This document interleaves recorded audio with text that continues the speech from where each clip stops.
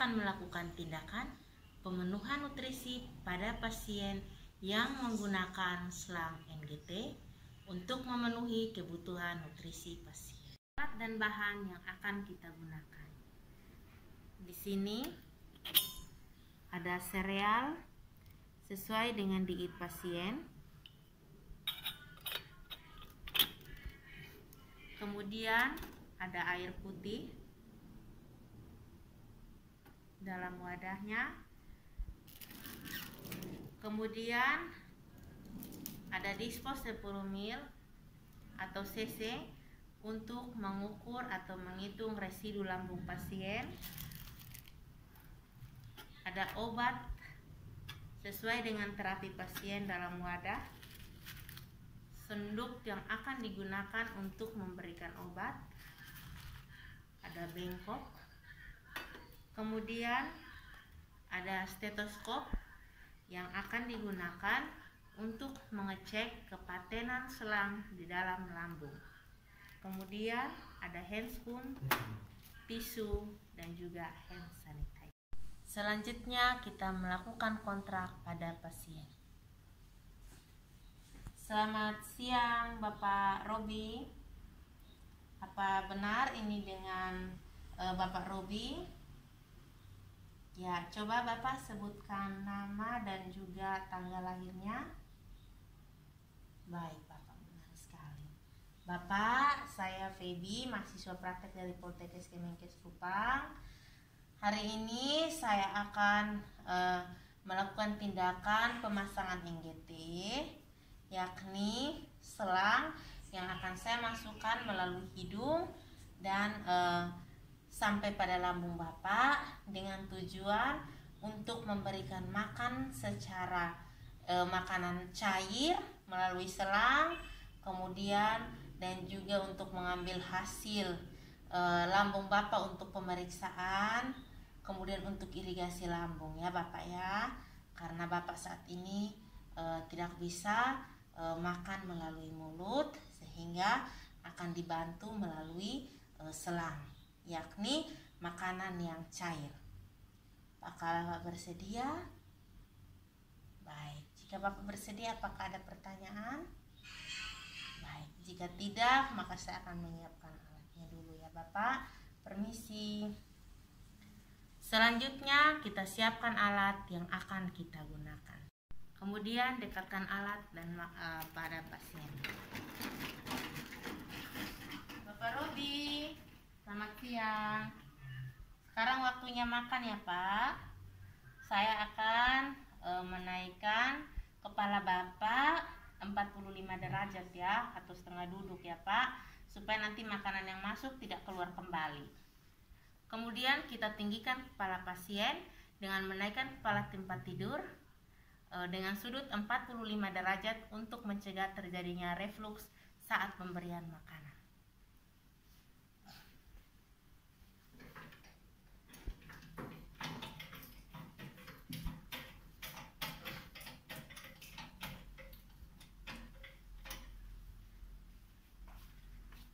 Kemudian kita pasang pengalas. Permisi Bapak Robi. Sebelum kita melakukan pemberian makan, kita harus mengecek residu lambung terlebih dahulu. Kita gunakan dispo yang sudah disiapkan.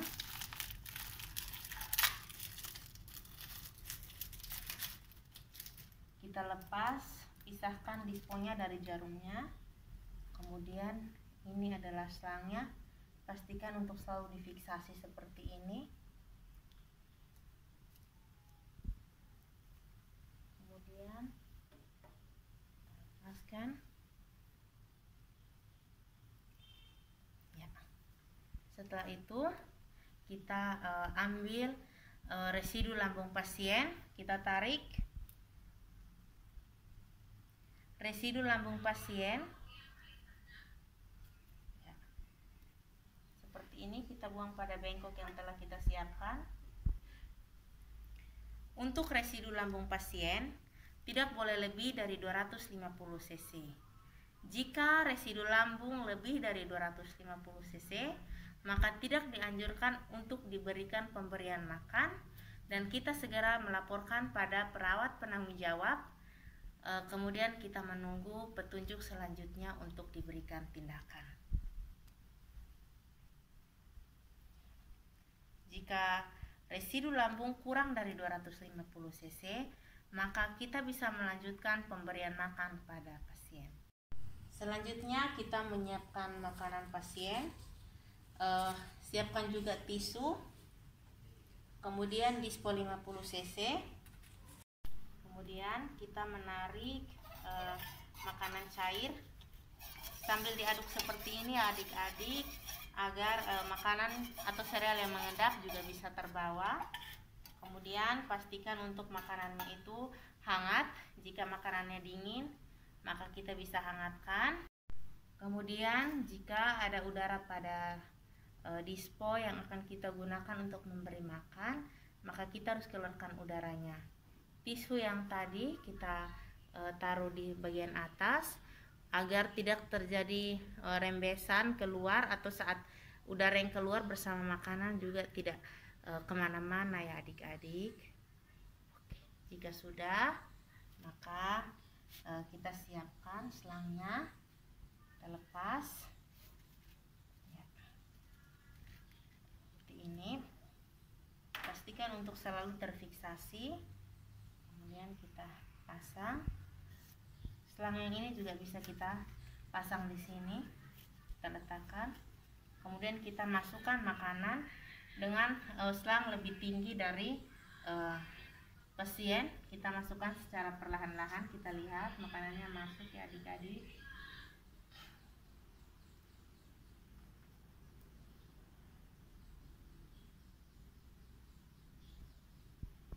Jika sudah selesai memberikan makan, kita fiksasi, kemudian lepas. Kemudian kita berikan air 30 ml, air putih ya adik-adik. Untuk pemberian air ini kita berikan di antara jeda makan. Jadi saat pemberian makan ini kita berikan juga dengan air putih. Tujuannya agar jika makanan ini cair padat, bisa masuk dengan mudah ke dalam lambung. Kemudian jika sudah memberikan makanan, air putih ini bertujuan untuk memberikan sisa makanan yang masih tertinggal pada selang NGT. Setelah kita berikan air putih, kemudian selangnya sudah bersih, kita lepas.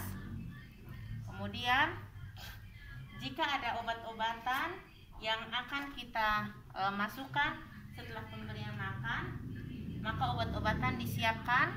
Jika obatnya adalah tablet, maka digerus dan diberikan sedikit air pada sendok. Jika obatnya adalah cair, maka ditaruh sesuai takaran pada sendok, kemudian dimasukkan. Seperti ini adik-adik. Ya, ini adalah obat yang akan diberikan pada pasien. Seperti ini adik-adik. Kemudian dispo yang akan digunakan sambil diaduk ya adik-adik. Kemudian ditarik sampai habis obatnya. Ya, seperti ini. Kemudian letakkan kembali sendoknya. Keluarkan udaranya. Seperti ini. Kemudian masukkan obatnya. Diberikan ya. Setelah itu berikan lagi dengan air putih.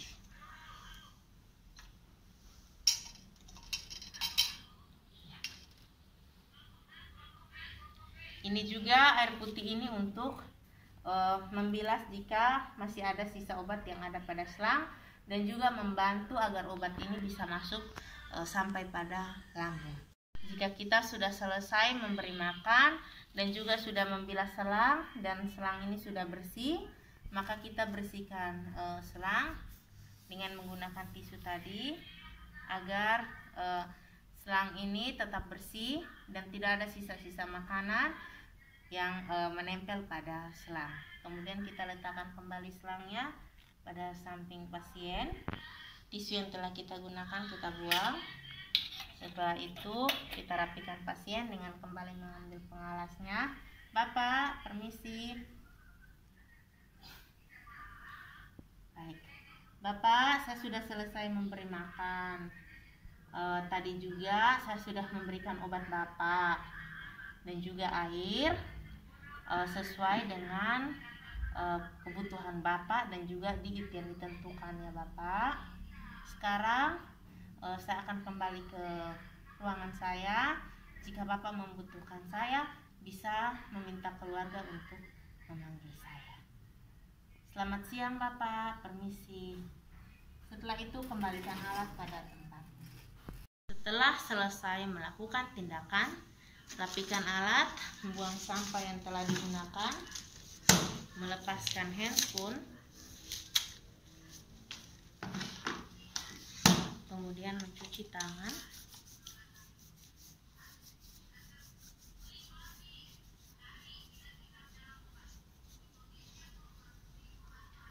Setelah itu dokumentasikan tindakan yang telah dilakukan. Setelah melakukan tindakan pemberian makan, kita mendokumentasikan tindakan yang telah kita berikan dengan menuliskan nama pasien, hari tanggal dilakukan pemberian makan, jam dilakukan pemberian makan, jumlah makanan yang diberikan pada pasien, bila ada terapi yang diberikan dicatat juga dengan jumlah terapi atau obat-obatan yang diberikan pada pasien, kemudian respon pasien dan juga para perawat. Selamat belajar adik-adik.